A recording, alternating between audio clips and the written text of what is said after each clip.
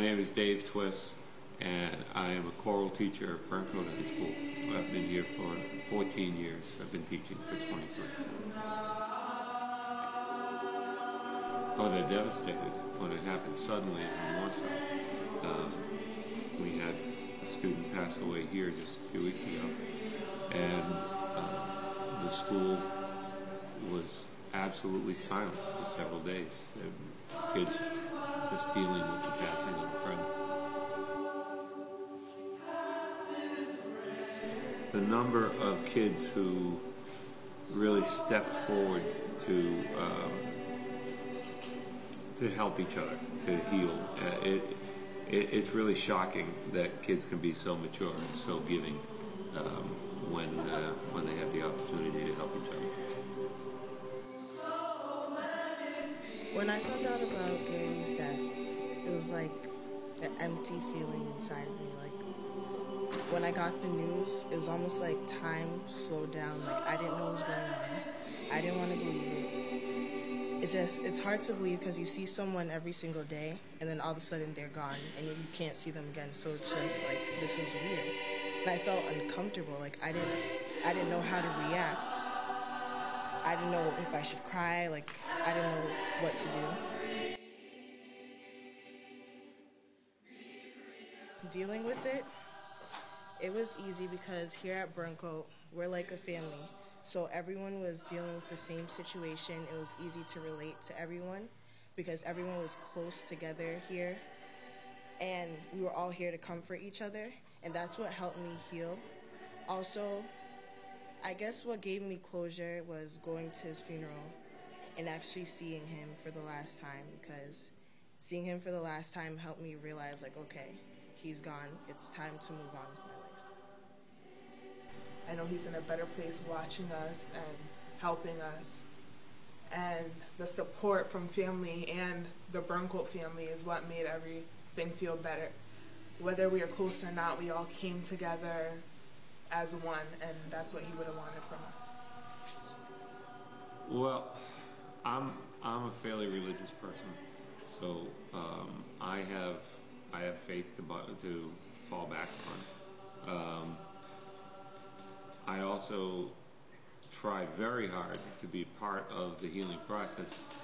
We've done a ton of funerals as a chorus, and even before I had select chorus that could go out and do funerals, I would try to be a presence at the funeral for the family, and to provide music or whatever I could do. And I find that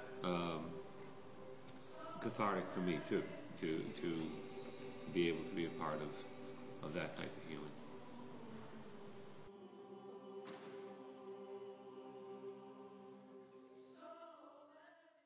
Hello, my name is Betty Ann Warner. I am a pediatric nurse, and I've been a pediatric nurse in a hospital for 33 years now.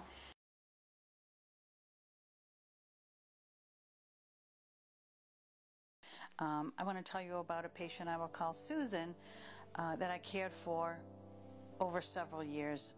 And Susan had a very rare trisomy disorder, something from birth, and she was mentally disabled and had a lot of features that made it impossible for her to live for very long. But she passed away finally at 14 years old, and she was the size of about maybe a 6-year-old.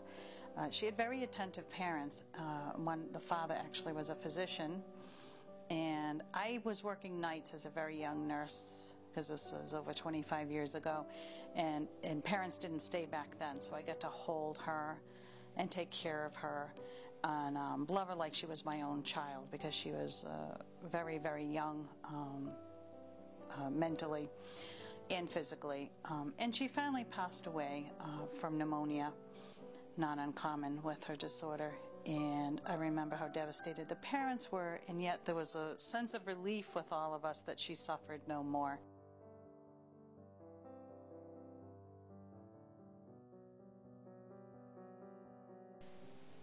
Hi, I am the mother of Andrew Paul Stevens and the wife of Chuck Stevens. Davis. Susan Stevens.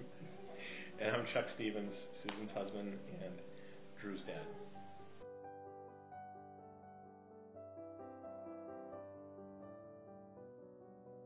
Andrew had been sick. He developed normally and then just started to develop seizures after his third birthday. And then they just became more and more uncontrollable, and he regressed in his speech and in his mobility, and it was just very challenging for us all the way around. He was hospitalized probably over 60 nights in the pediatric intensive care unit. He had 2 surgeries, 1 brain surgery at Children's Hospital in Boston.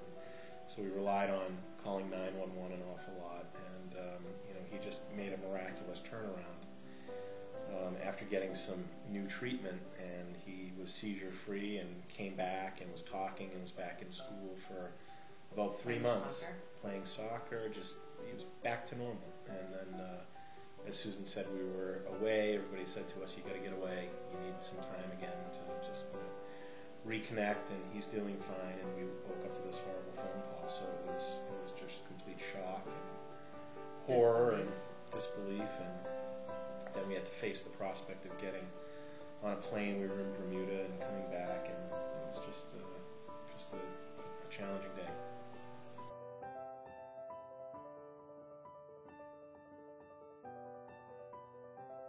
I don't want to mourn his death. I want to celebrate his life. So going forward, to celebrate Drew and celebrate his life, albeit, a short one. We had to make a lot of decisions very shortly after Drew passed away. We didn't have, from a family planning perspective, we didn't have the luxury of time, right? Because we're getting older. And although I look tremendously young on camera, even though I have gray hair, I know.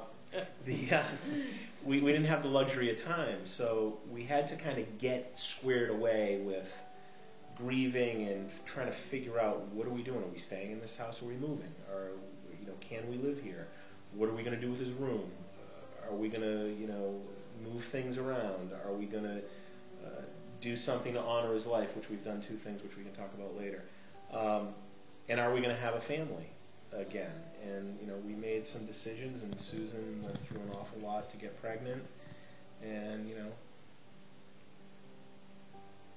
we've got his little sister now, Chloe Angelina, and she looks like him a lot, and she's like him a lot, and it brings us a lot of joy, and we're very fortunate that we've got her now, and she is his little sister, and she's going to grow up knowing her older brother, and that's I think where we are right now. We're in a much better spot. Will it always hurt? Yes. Is it easier to deal with now? Absolutely.